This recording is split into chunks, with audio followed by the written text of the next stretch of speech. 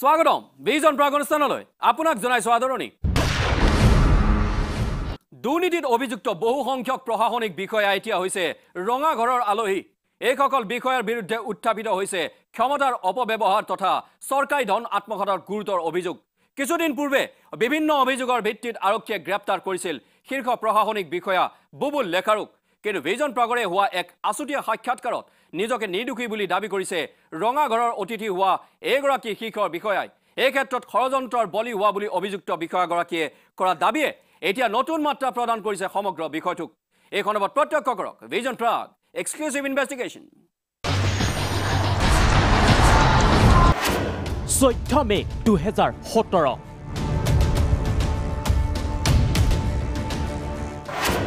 স্থান যোৰহাট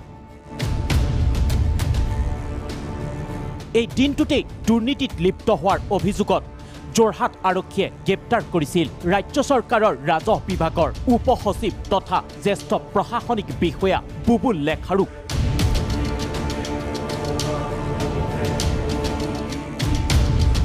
যোৰহাট জিলাৰ পূৰ্বৰ অতিৰিক্ত উপায়ুক্তগৰাকীয়ে আন এক গোচৰৰ সংক্ৰান্তত যোৰহাট থানাত উপস্থিত হোৱাৰ লগে লগে গ্ৰেপ্তাৰ কৰিছিল আৰক্ষীয়ে যোৰহাট জিলাত কৰ্মৰত অৱস্থাত বিভিন্ন চৰকাৰী পুঁজি আত্মসাত তথা ক্ষমতাৰ অপব্যৱহাৰৰ গুৰুত্বৰ অভিযোগ উঠিছিল লেখাৰুৰ বিৰুদ্ধে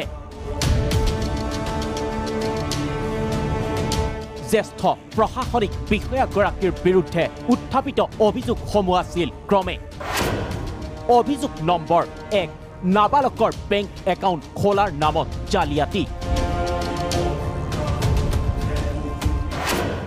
অভিযোগ নম্বৰ 2 আনটাইড ফাণ্ডৰ ধন আত্মসাত অভিযোগ নম্বৰ 3 শেৱালি পথ নিৰ্মাণত ক্ষমতাৰ অপব্যৱহাৰ তথা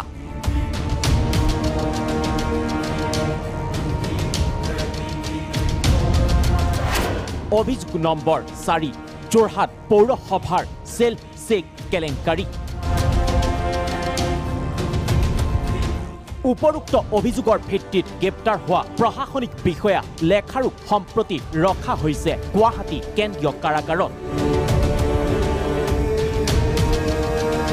উল্লেখ্য যে ৰাজ্য চৰকাৰৰ হৈ এইগৰাকী বিষয়াই যোৰহাট জিলা প্ৰশাসনত 2013 পৰা 2016 চনলৈ কৰ্মৰত আছিল অতিৰিক্ত উপায়ুক্ত হিচাপে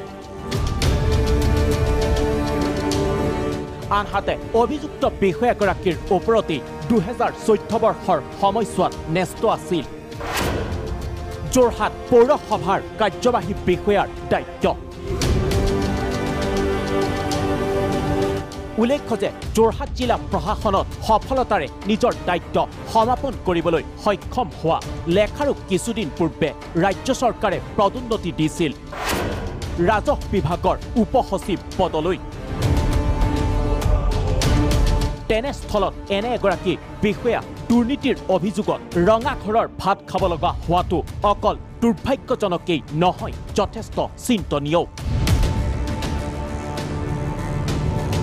যি ঘটনাক লৈ চৰ্চাৰ অৱতাৰণা ঘটিছে ৰাজ্যৰ সচেতন মহলত কিন্তু শেহতীয়াভাৱে এইগৰাকী অভিযুক্ত বিষয়াই সমগ্ৰ ঘটনা সন্দৰ্ভত আগবঢ়ালে কেতবোৰ বিস্ফোৰক মন্তব্য বিশেষ ন্যায়াধীশৰ আদালতত হাজিৰ হোৱাৰ সময়ত ভিজন প্ৰাগৰে হোৱা এক আছুতীয়া সাক্ষাৎকাৰত অভিযুক্ত বুবুল লেখাৰুৱে নিজকে নিৰ্দোষী বুলি কোৱাৰ লগতে ঘটনা সন্দৰ্ভত উদঙালে আন এক দিশ অভিযোগ মোৰ 4টা আসলতে এটা মানে কিবা নাবালক দুজনৰ তাৰমানে একাউণ্ট এটা খুলিব লগা হৈছিলে এইটো 4 লেনিঙৰ তেওঁলোকে এটা কম্পেনচেশ্যন পাইছিলে এইটো আমাৰ এডমিনিষ্ট্ৰেটিভ ৱেত মই সহজ কৰি পেলাই এইটো কৰিব লৈছিলোঁ ডিচিৰ তাত তেওঁলোকে এপ্লিকেশ্যন কৰিছিলে কিন্তু তেওঁলোকে যেহেতু এটা মানে কি গণ অধিকাৰ সংগ্ৰাম সমিতি বোলা এটা মানে সন্দেহ কৰি পেলাই ডিচি এপ্ৰোচ কৰিলে পইচাটো তাত নোসোমালেই আচলতে পইচাটো সোমালেহে আপোনাৰ কৰাপশ্যনৰ কথা আহে আৰু মই এটা মেলাফাইড বনাফাইড ইণ্টেনশ্যন লৈ এপ্লাই কৰিছিলোঁ তেনেকুৱা এডমিনিষ্ট্ৰেটিভ মেজাৰ্ছ লোৱা হয় আৰু আনটাইড ফাণ্ডৰ ক্ষেত্ৰত হৈছে কি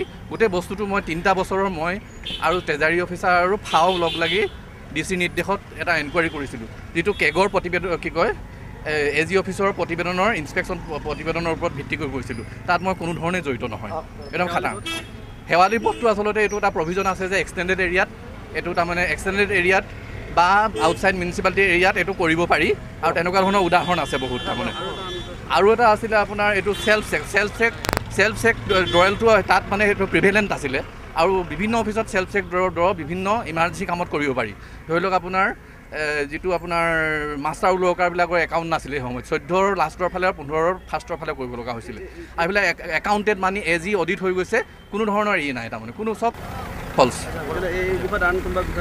আন বিষয়া মই জড়িত বুলি ক'ব নোৱাৰোঁ কিন্তু এটা ভেষ্টেড ইণ্টাৰেষ্ট মোৰ প্ৰতি এটা পাৰ্চনেল গ্ৰাজ লৈ থকা কেইজনমান ব্যক্তি তাৰমানে আছে তাৰমানে হেৰিয়াতে কি কয় যোৰহাটতে আছে তেওঁলোকে বস্তুটো এনেকুৱা ধৰণৰ কৰি পেলালে নাম মই এইখিনি সময়ত ক'ব খোজা নাই কিন্তু তেওঁ আছে আৰু তাৰমানে অলপ মানে জনা শুনা মানুহে আছে তেওঁলোকৰ পাৰ্চনেল তেওঁলোকে মোৰ কাৰণত কিবা কাৰণত মানে অসন্তুষ্ট হৈছিলে আৰু মই ধৰি লওক চৰকাৰী কাম কৰিবলৈ যাওঁতে বিভিন্ন কাম কৰোঁতে তেওঁলোকে মোৰ ওপৰত মানে তেওঁলোকৰ মানে চেল্ফ ইণ্টাৰেষ্টটো মানে হেৰি হোৱা নাছিলে এই মুহূৰ্তত মই চৰকাৰক কৈছোঁ যে যিহেতু মোক এইখিনি যিখিনি শাস্তি দিলেই গতিকে পাছৰ যিখিনি কাম সেইখিনি আপোনালোকৰ ফালৰ পৰাও আপোনালোকে এটা মানে নিৰপেক্ষ তদন্ত কৰক আৰু চৰকাৰকো মই মানে এপিল কৰিছোঁ তেওঁলোকেও এটা নিৰপেক্ষ তদন্ত কৰি মোক মানে বিচাৰ মানে উচিত বিচাৰ দিয়ক তাৰমানে সেইখিনিকে ক'লোঁ কাৰ ন্যস্তস্বাৰ্থৰ হেঙাৰ হৈছিল বিষয়াগৰাকী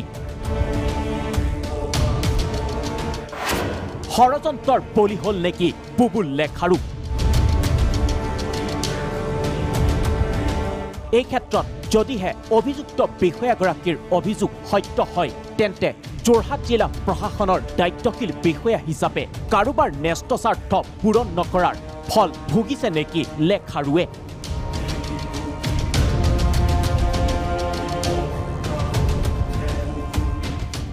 যদিহে বুবুল লেখাৰুৱে চৰকাৰী ধনৰ ক্ৰিয়দাংশ আত্মসাৎ কৰিছে তেন্তে বাকী অংশৰ ভাগ কলৈ গৈছিল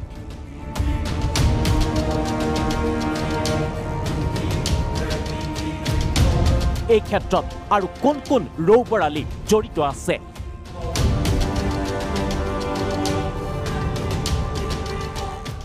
অভিযুক্তৰ এনে মুকলি অভিযোগ তথা নিৰ্দোষী বুলি কৰা দাবীয়ে সমগ্ৰ বিষয়টোক এতিয়া ঠেলি দিছে অন্য এক দিশলৈ এই ক্ষেত্ৰত মাত্ৰ প্ৰয়োজন এক নিৰপেক্ষ তদন্তৰ আনহাতে সমগ্ৰ বিষয়টোৰ ওপৰত তীক্ষ্ণ দৃষ্টি ৰখা ভিজন প্ৰাগে এই সন্দৰ্ভত পৰ্যায়ক্ৰমে ফাদিল কৰিব বিস্তৃত তথ্য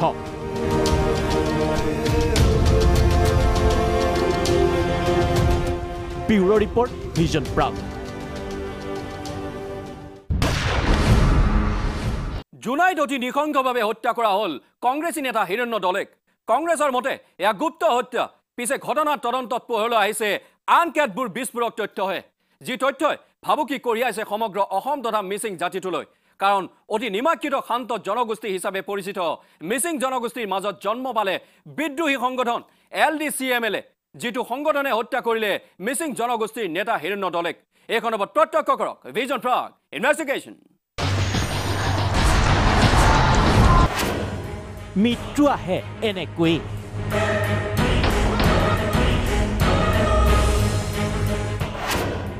কাল নিশা ঘটিল অঘটন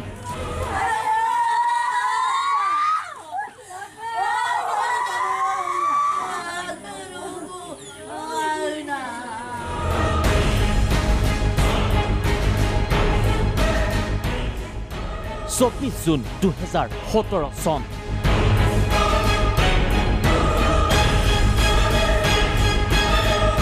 সময় তেতিয়া নিশা 8:30 গৈছিল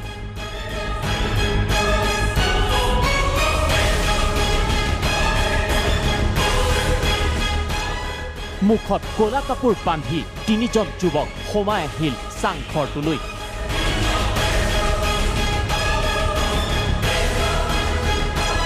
দুৱাৰত টোকৰ পাই দুৱাৰ খুলি ওলাই আহিল বোৱাৰী মুখত কাপোৰ বান্ধি অহা এজনে ক'লে বাহিৰলৈ ওলাই আহিবলৈ কওক তেওঁ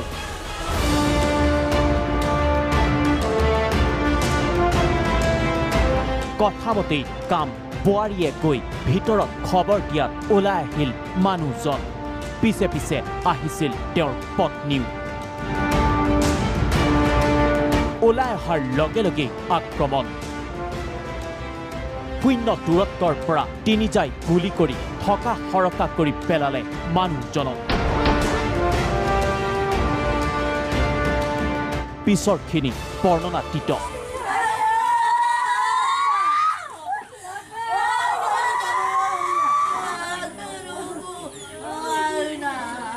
ঘটনা সংঘটিত কৰিয়েই বাৰীৰ পিছফালেৰে পলাই গ'ল তিনি দুৰ্বৃত্ত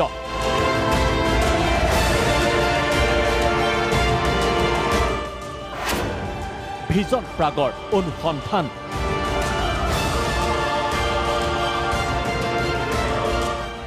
বনজুইৰ দৰে বিয়পি পৰিল জোনাইৰ ডেকাপামৰ এই নৃশংস ঘটনা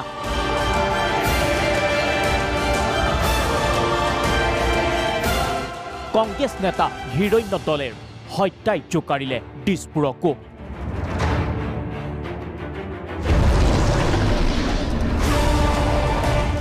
কোনে কৰিলে হত্যা কংগ্ৰেছ দলৰ অভিযোগ এয়া গুপ্ত হত্যা ঘটনা সংঘটিত হোৱাৰ পাছতেই ডেকাপামত উপস্থিত হ'ল ভিজন প্ৰাগ আৰম্ভ কৰিলে তদন্ত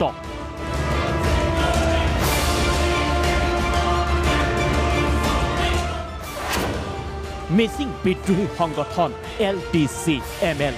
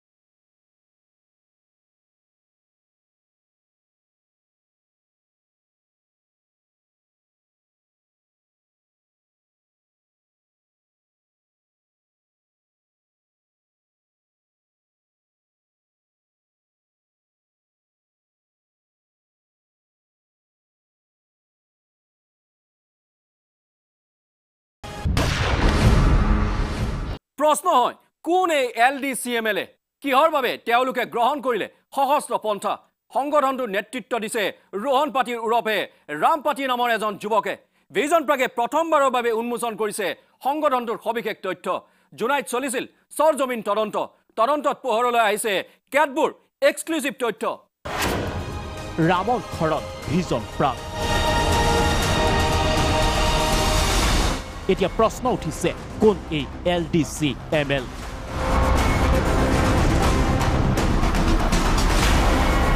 ইয়াৰ উত্তৰ পাবলৈ আমি উভতি যাব লাগিব 2004 চনলৈ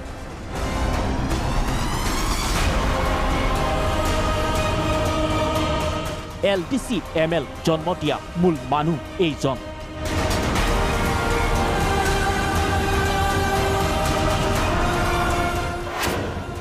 নাম ৰোহন পাটিৰ ওৰফে ৰাম পাটিৰ ভিজন প্ৰাগ উপস্থিত হৈছিল ৰাম পাটিৰৰ ঘৰত LDC-MLৰ মুৰব্বী ৰোহনৰ ঘৰ জোনাইৰ মিছামাৰা তিনিআলিত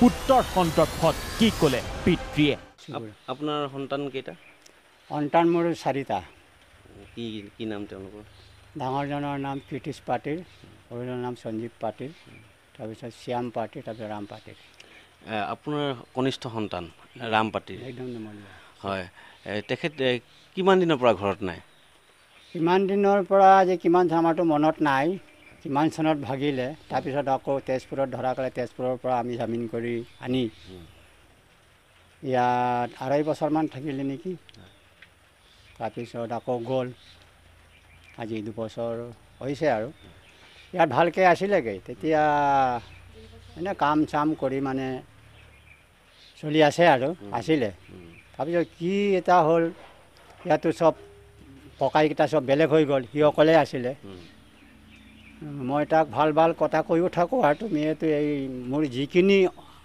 আঁতৰ সম্পত্তি তো তোমাৰে হ'বা তুমি ভালকৈ চাবা কৈ মানে গৈ হাল চাল বাই খেতি বাতি অলপ কৰিছিলে সৰিয়হ চৰিয়হ তাৰপিছত কি এটা লাগি গ'ল মানে ইয়াতে মানে মই তাতে মানে এনেকৈ মইতো আৰু কাটি কামিয়ে কৰি থাকোঁ কিবা কিবি বনাই কিমান দিনৰ কেতিয়াৰ কথা এইটো এতিয়াৰ কথা মানে মইতো এতিয়া এইটো মনত নাই আনুমানিক 2012-13 13-14 এনেকৈ হ'ব নেকি আকৌ ওলাই যোৱাটো যিদিনা ওলাই গৈছিলে কেনেকৈ ওলাই গৈছিলে কওকচোন কেনেকৈ লগাই মই ইয়াতে মানে কাটি কামি কৰি আছিলোঁ বাৰাণ্ডাতে তাৰপিছত সি প্ৰায় 11-12টা বাজিছে নেকি তেতিয়াৰ পৰা মানে আঁতৰত এটা কেৰি বেগ লৈছে তাৰপিছত অকল ফিন্দা চোলাটো আৰু লং পেণ্টটো ইমানেই আৰু তাৰপিছত এনেকৈ ওলাই গৈছে মোক মানে চাই গৈছে কিন্তু মই ক'ত গৈছে এনেকৈতো আৰু ঘূৰি ফুৰি থাকে তো নাজানো কিন্তু ক'ত গ'ল মানে ক'ত গৈছে ক'ব নোৱাৰোঁ তাৰপিছত ওলাই গুচি গ'ল গধূলি আহিব নেকি আহিব নাই অহা নাই তাৰপিছত এই বাইদেউক ক'লোঁ তুমি ৰামক ফোন কৰিছা এখন ক'ত আছে তেতিয়া চিলাপথাৰত আছে বুলি কৈছিলে তাৰপিছত পিছদিনাৰ পৰা নাই কোনো নাই একো নাই অপেক্ষাৰত মাতৃ এইগৰাকী ৰহনৰ মাতৃ বিদ্ৰোহী পুত্ৰ আজিও উভতি আহিব বুলি পদূলি মুখলৈ চাই থাকে ৰুগীয়া মাতৃয়ে হৈছে আৰু যোৱাটো মোৰ এৰাটো মনত পৰি আছে মই কান্দি আছোঁ ঘূৰি আহিবি মোৰ পিঠিত বহিবি মই কান্দি আছোঁ ভাত পানী নাই আৰু একদম মানুহটো অন্তিম হৈছে হাত ভৰি বিষাই কাণটো শুনা নাই তোৰ বেজাৰতে মই কান্দি আছোঁ দিনৰ দিনটো তই ঘূৰি আহ মোৰ ওচৰত আহিবি মইতো কান্দিবলৈ মন যায় ৰাম মোৰ ওচৰত আহিবি মই মনত পৰি আছোঁ কান্দি আছোঁ মই ওপৰত পৰি আছোঁ জ্বৰ হৈছে আৰু কাম কৰিব নোৱাৰা আৰু ভাত পানী ৰান্ধি খাব নোৱাৰা আৰু তই ঘূৰি আহিবি তোৰ কাৰণে মই বেজাৰ লাগি কান্দি আছোঁ দিনৰ দিনটো দিনো নাই ৰাতিও নাই ওচৰত আহিবি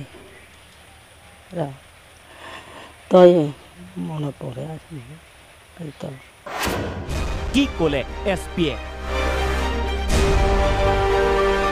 উচ্চ শিক্ষিত যুৱক ৰহন প্ৰকৃততে আছিল কেনে স্বভাৱৰ তেওঁ পঢ়া শুনা কিমান কৰিছিলে পঢ়া শুনা সি মানে এম এ পাছ কৰিছে বিয়া বাৰু কৰিছিলে নেকি বিয়া বাৰ নাই এইটো এটা বিদ্ৰোহী সংগঠন তেওঁলোকে খুলিবলগীয়া পৰিস্থিতি হ'ল যিহেতু এবাৰ গ্ৰেপ্তাৰ হোৱাৰ পিছত আপোনালোকে জামিনত উলিয়াই আনিলে তাৰপিছত যিখিনি সময়ত তেওঁ ঘৰত আছিলে তেতিয়া তেওঁ কি কামত জড়িত আছিলে আচলতে কি কামত মইতো নাজানো এইটো ঘৰত খেতি বাতি কৰি থাকে আৰু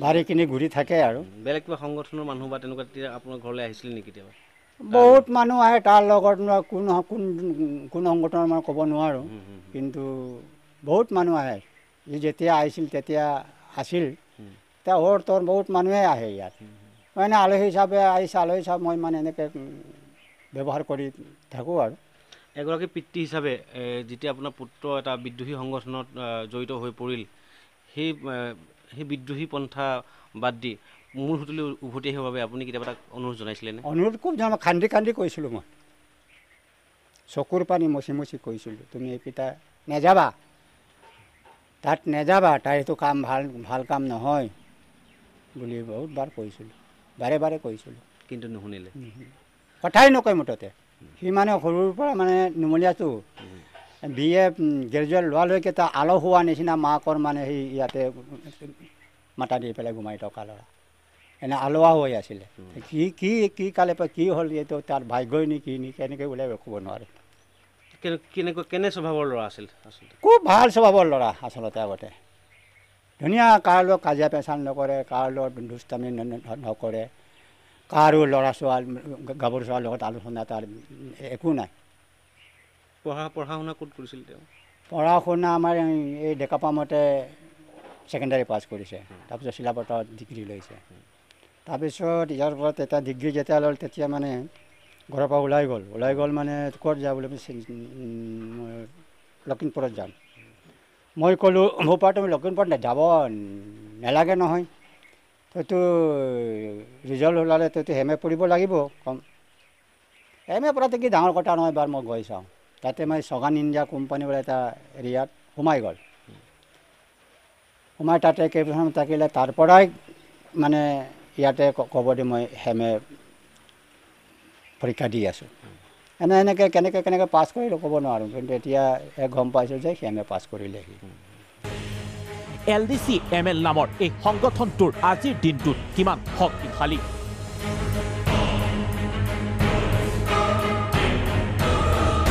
ক'ত ক'ত আছে তেওঁলোকৰ সদস্য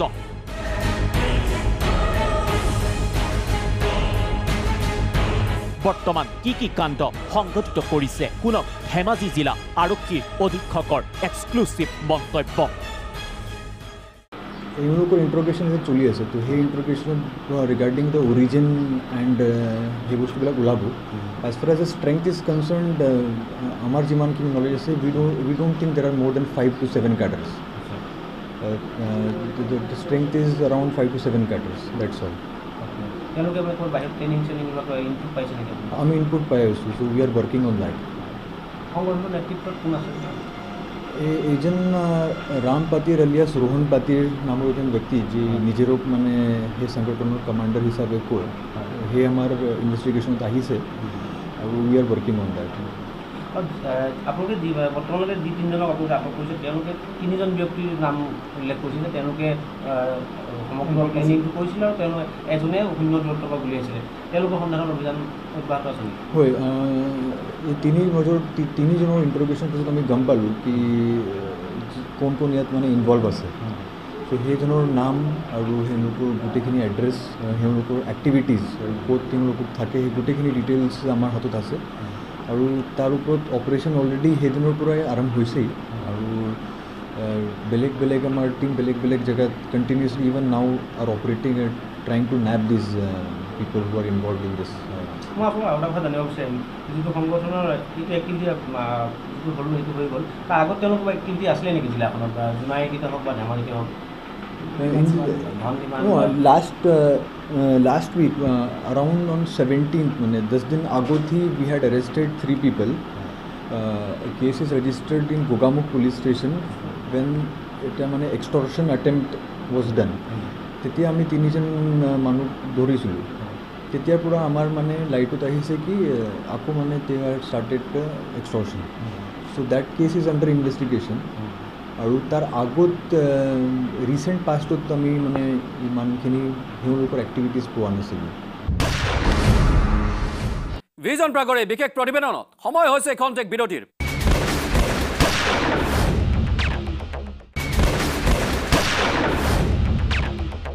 বিৰতিৰ পিছত পুনৰ উভতি আহিছোঁ এই বিশেষ প্ৰতিবেদনৰ পৰৱৰ্তী অংশলৈ কোন এই ৰঞ্জনা এইবাৰ আহো আন এক প্ৰসংগলৈ এইগৰাকী ৰঞ্জনা দলে পাতিৰ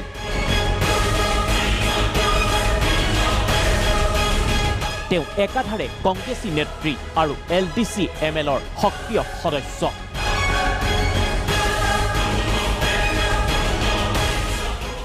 তেওঁ নিৰ্দেশতেই হত্যা কৰা হৈছিল হিৰণ্য দলে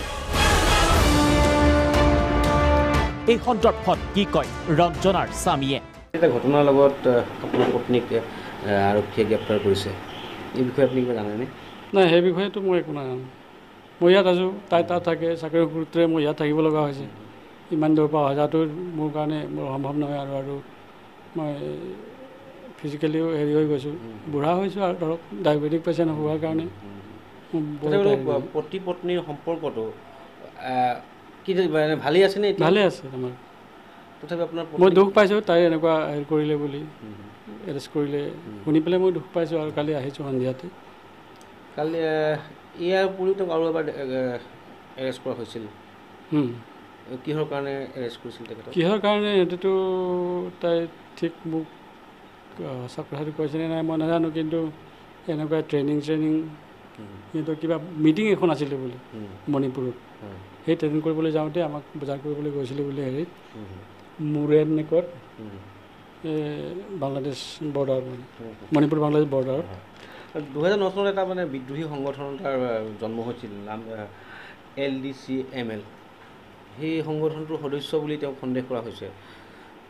মই নাভাবোঁ তেওঁ তাৰ সদস্য হ'ব পাৰে বুলি মই নাভাবোঁ। যদি হৈছে মই নাজানো,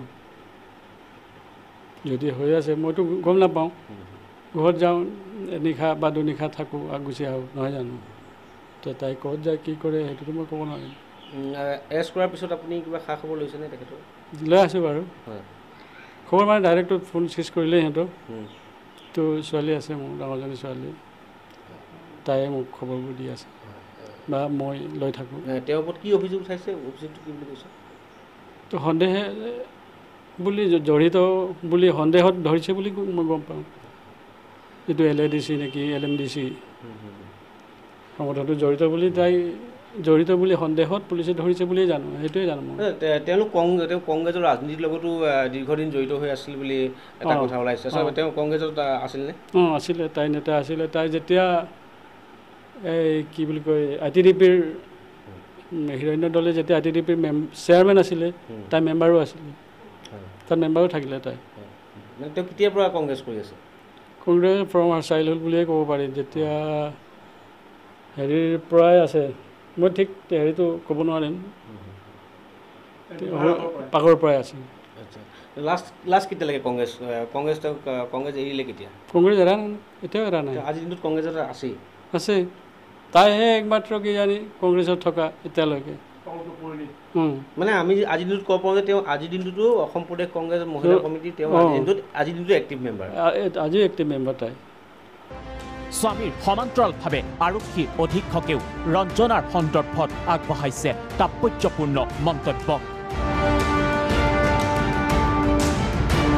SPৰ মতে LDCMLৰ লগত পূৰ্বৰ পৰা জড়িত হৈ আছে ৰঞ্জনা।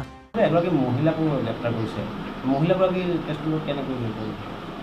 একচুৱেলি সেই মহিলাৰ সেই সংগঠনৰ লগত আগৰ পৰা জড়িত আছে। ত' আগতে যিমানখিনি আমাৰ নলেজ আছে, শ্বি ৱাজ এৰেষ্টেড পৰন্তু বেলেগ এটা ষ্টেটত।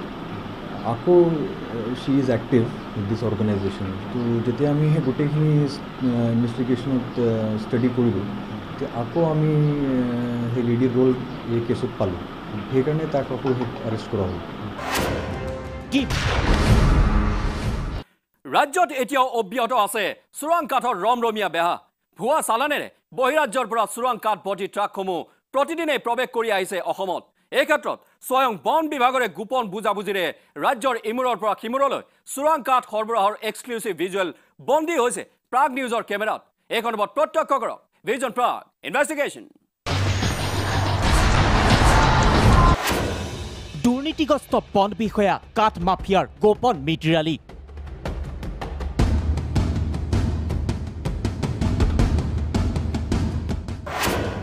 চোৰা বাটৰে সৰবৰাহ চালানবিহীন চোৰাং কাঠ।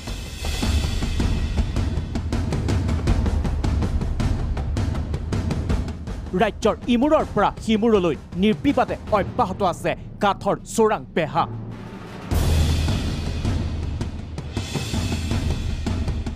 কাগজে কলমে কঠোৰ হোৱা বন বিভাগৰ নাকৰ তলে দিয়ে প্ৰতিদিনে সৰবৰাহ হৈ আহিছে শহ ট্ৰাক চোৰাং কাঠ।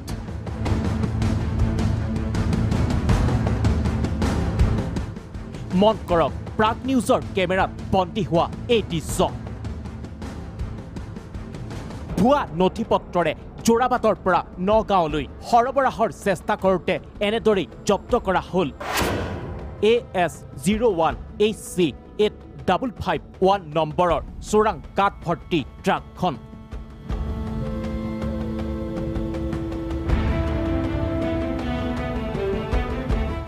উল্লেখ্য যে বন বিভাগৰ একাংশ দুৰ্নীতিগ্ৰস্ত বিষয়াৰ হাত মিলাই সৰবৰাহ কৰা চোৰাং কাঠখিনি এনেদৰে বিগত 25 তাৰিখে জব্দ কৰিলে চেণ্ট্ৰেল প্ৰটেকশ্যনৰ এক অভিযানকাৰী দলে।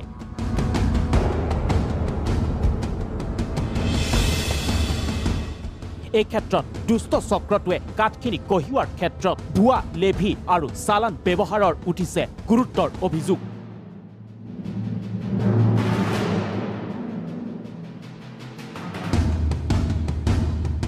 তথ্য অনুসৰি দুষ্ট চক্ৰটোৱে বিগত 23 তাৰিখেই বন বিভাগৰ লেভি আৰু চালানৰে নগাঁৱলৈ একেখন ট্ৰাকৰে সৰবৰাহ কৰিছিল কাঠখিনি।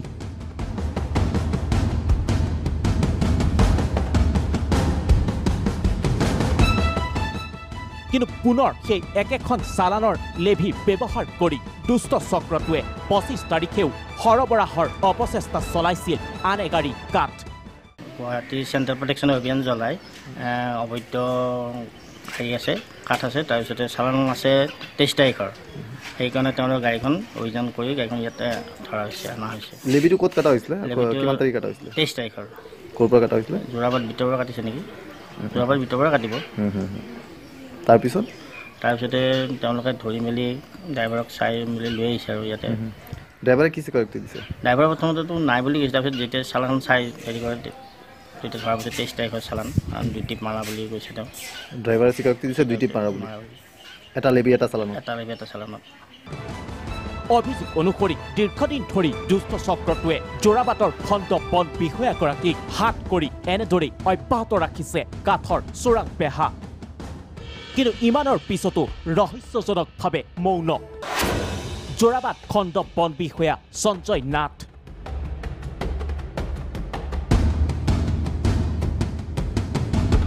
পূৰ্বেও বহুবাৰ অনুৰূপ অভিযোগ উত্থাপিত হৈ আহিছে যোৰাবাট খণ্ড বন বিষয়া তথা ব্যাকুম বন বিভাগৰ বিৰুদ্ধে।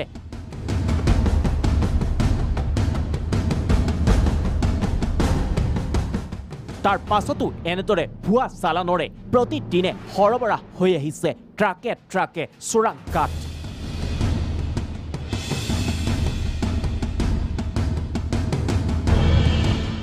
স্বাভাৱিকতে প্ৰশ্ন হয়, প্ৰকৃততে কোনে নিয়ন্ত্ৰণ কৰিছে ৰাজ্যৰ চোৰাং কাঠৰ এই কলা বেহা? বাৰে বাৰে অভিযোগ উত্থাপিত হোৱাৰ পাছতো কিয় নিমাত শীৰ্ষ বন বিষয়া? যোৰাবাটত শেহতীয়াভাৱে জব্দ হোৱা চোৰাং কাঠ ভৰ্তি ট্ৰাকখনে প্ৰমাণ কৰিলে দুৰ্নীতিগ্ৰস্ত বন বিষয়া আৰু চোৰাং কাঠ মাফিয়াৰ গোপন মিতিৰালি।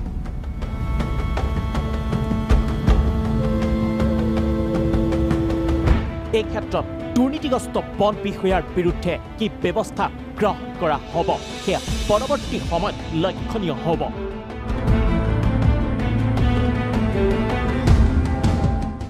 যোৰাবাটৰ পৰা আশিষ নাগ ৰিপৰ্টছ, ভিজন প্ৰাগ।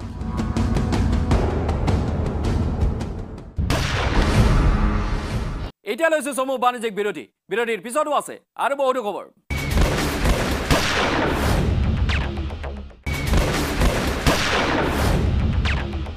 বিৰতিৰ পিছত পুনৰ উভতি আহিছো।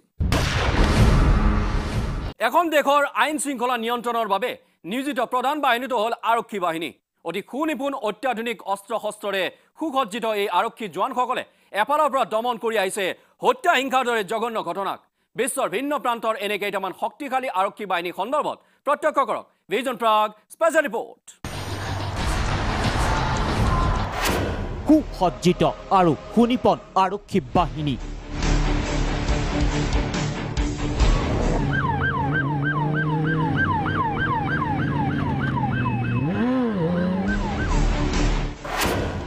যি দমন কৰে অপৰাধী চক্ৰ।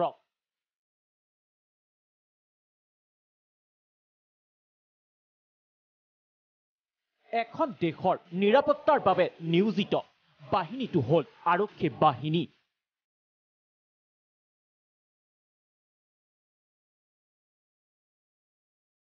বিভিন্ন সময়ত বিশ্বৰ ভিন্ন প্ৰান্তৰ এই আৰক্ষী বাহিনীসমূহে এফালৰ পৰা দমন কৰি আহিছে হত্যা, হিংসা, ধৰ্ষণৰ দৰে জঘন্য ঘটনাক।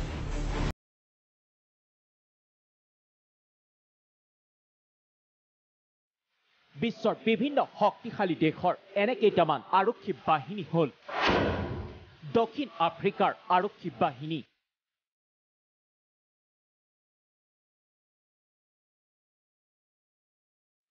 সন্ত্ৰাসবাদত জৰ্জৰিত এখন দেশ দক্ষিণ আফ্ৰিকা,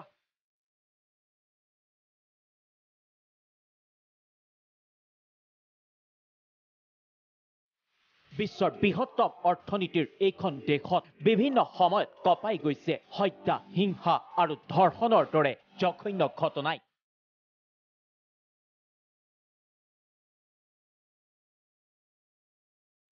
কিন্তু এই হত্যা হিংসাক এফালৰ পৰা কঠোৰ হাতেৰে দমন কৰি আহিছে দেশখনৰ শক্তিশালী আৰক্ষী বাহিনীয়ে।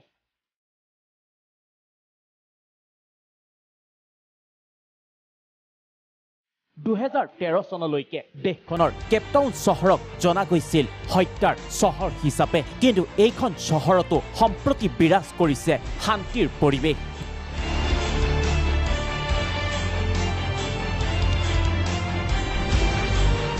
দেশখনৰ সুসজ্জিত নিৰাপত্তাৰক্ষীয়ে এফালৰ পৰা দমন কৰি আহিছে অপৰাধমূলক ঘটনাক।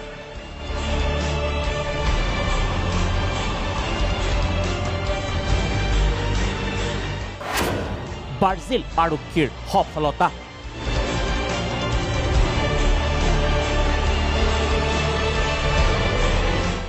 বিশ্বৰ আন এক শক্তিশালী আৰক্ষী বাহিনী হ'ল ব্ৰাজিলৰ আৰক্ষী বাহিনী।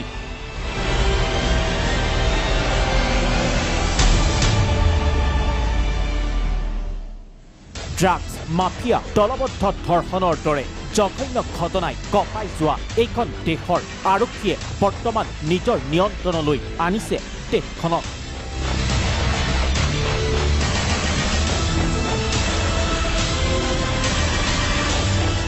যাৰ বাবে দেশখনত নিম্নগামী হৈছে অপৰাধৰ সংখ্যা।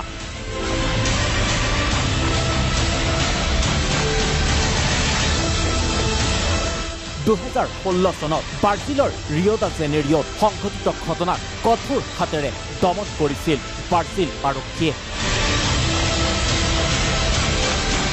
অস্ত্ৰ শস্ত্ৰৰে সুসজ্জিত ব্ৰাজিল আৰক্ষীৰ সন্মুখত তছনছ হৈছিল অপৰাধী চক্ৰসমূহ।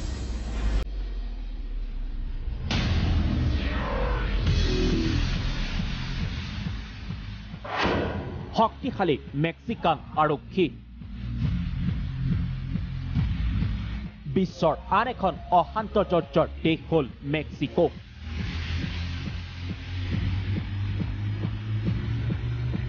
ড্ৰাগছ, নাৰী সৰবৰাহৰ বধ্যভূমিত পৰিণত এই মেক্সিকোত শক্তিশালী আৰক্ষী বাহিনীয়ে বিভিন্ন সময়ত দমন কৰি আহিছে অপৰাধমূলক কাৰ্য।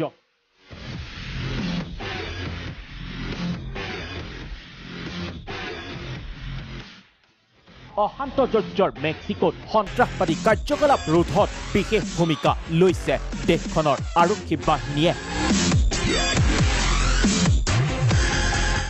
প্ৰায় 50,000 জোৱান নিয়োজিত হৈ আহিছে মেক্সিকান আৰক্ষীত। ভয়াৱহ এই আৰক্ষী বাহিনীৰ সন্মুখত বহু সময়ত মৃত্যু হৈছে কেইবাজনো সন্ত্ৰাসবাদী। বিশেষকৈ সন্ত্ৰাসজৰ্জৰ মেক্সিকোত সন্ত্ৰাসবাদ দমনৰ নামত দেশখনৰ আৰক্ষীয়ে লৈছে বিশেষ ভূমিকা।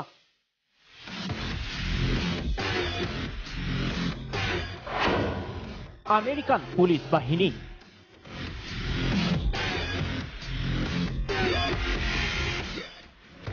বিশ্বৰ আন এক শক্তিশালী দেশ হ'ল আমেৰিকা যুক্তৰাষ্ট্ৰ।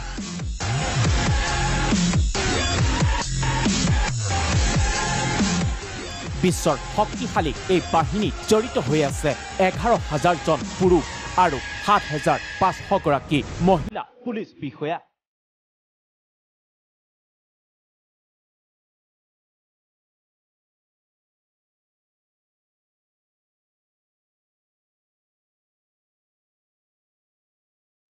মটৰচাইকেল, গাড়ী আৰু বিমানৰে সুসজ্জিত এই আৰক্ষী বাহিনীয়ে যিকোনো মুহূৰ্ততে দমন কৰিব পাৰে শত্ৰুপক্ষক।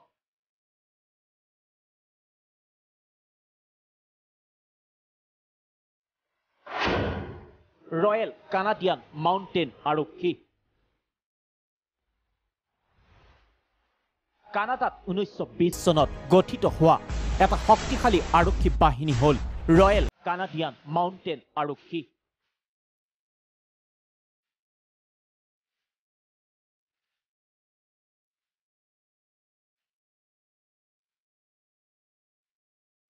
শত্ৰুপক্ষক দমনৰ বাবে কানাডাৰ এই আৰক্ষী বাহিনীত নিয়োজিত হৈ আছিল 28,640 জন আৰক্ষী জোৱান। লগতে এই বাহিনীত আছিল 8,677খনকৈ বাহন। এনেদৰে বিশ্বৰ বিভিন্ন দেশত ভিন্ন সময়ত শক্তিশালী আৰক্ষী বাহিনীসমূহে দমন কৰি আহিছে হিংসাত্মক কাৰ্যকলাপ, যাৰ বাবে নিৰাপদে এনেবোৰ দেশত জীৱন নিৰ্বাহ কৰিবলৈ সক্ষম হৈছে দেশসমূহৰ জনতা।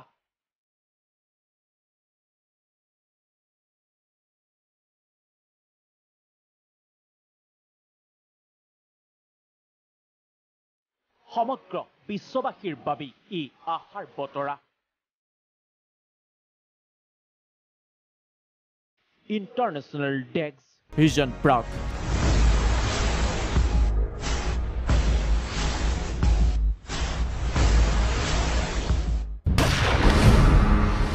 পুনৰ সময় হৈছে এক চমু বাণিজ্যিক বিৰতিৰ।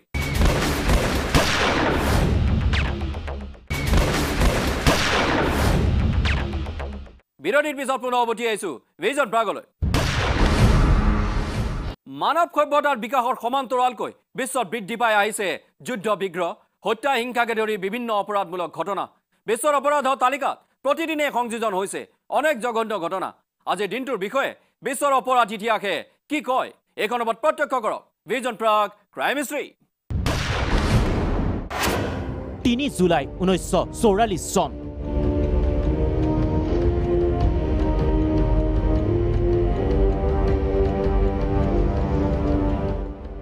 অপাৰেশ্যন ব্ৰেগেছন।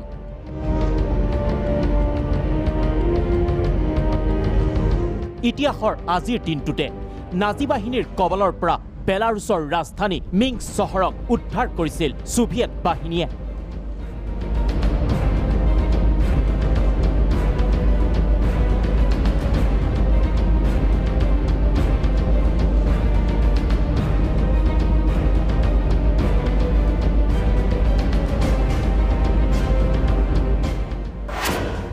জুলাই 1966 চন।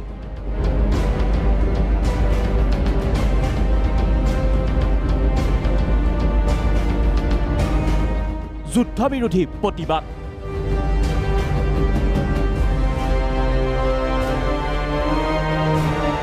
আজিৰ দিনটোতে কুখ্যাত ভিয়েটনাম যুদ্ধৰ বিৰোধিতাৰে বৃহৎ প্ৰতিবাদ সংঘটিত হৈছিল লণ্ডন চহৰত।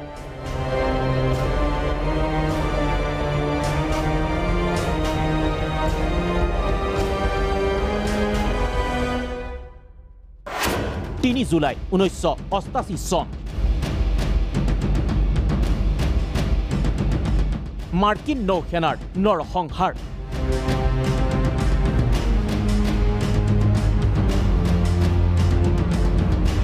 এই দিনটোতে মাৰ্কিন যুদ্ধজাহাজ USS ভিনচেছে পাৰস্য সাগৰৰ ওপৰত গুলীয়াই ভূপতিত কৰিছিল 290 জন যাত্ৰী কঢ়িয়াই নিয়া ইৰাণৰ যাত্ৰীবাহী বিমান ফ্লাইট নং 655ক।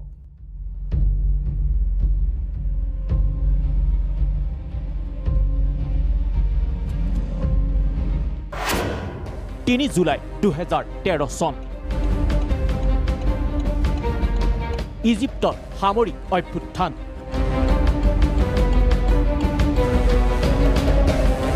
আজিৰ দিনটোতে 4দিনীয়া বিশাল প্ৰতিবাদৰ অন্তত ইজিপ্তৰ সেনাবাহিনীয়ে এক অভ্যুত্থান যোগে পদচ্যুত কৰিছিল দেশখনৰ ৰাষ্ট্ৰপতি মহম্মদ মৰছিক।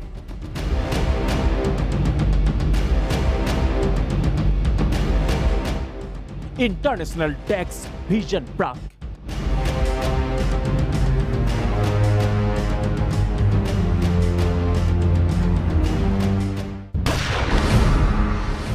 আপোনাৰ এলেকা বা আপোনাৰ চকুৰ সন্মুখতো যদি সংঘটিত হৈছে কোনো অপৰাধ, তেনেহ'লে শীঘ্ৰে আমাক SMS অথবা ডাইল কৰক এইকেইটা নম্বৰত, অথবা আমাক ইমেইলো কৰিব পাৰে visionprag@gmail.com। আপোনাৰ নাম ঠিকনা গোপনে ৰখাৰ বাবে আমি সম্পূৰ্ণৰূপে প্ৰতিশ্ৰুতিবদ্ধ মনত ৰাখিব অন্যায়ৰ বিৰুদ্ধে যুঁজত আপুনি অকলশৰীয়া নহয় ভিজন প্ৰাগু আপোনাৰ বিশ্বস্ত সংগী তেনেহলে আজিলৈ লৈছো বিদায় অহা খণ্ডত পুনৰ লগ হ'ম একে সময়তে একে চেনেলতে নমস্কাৰ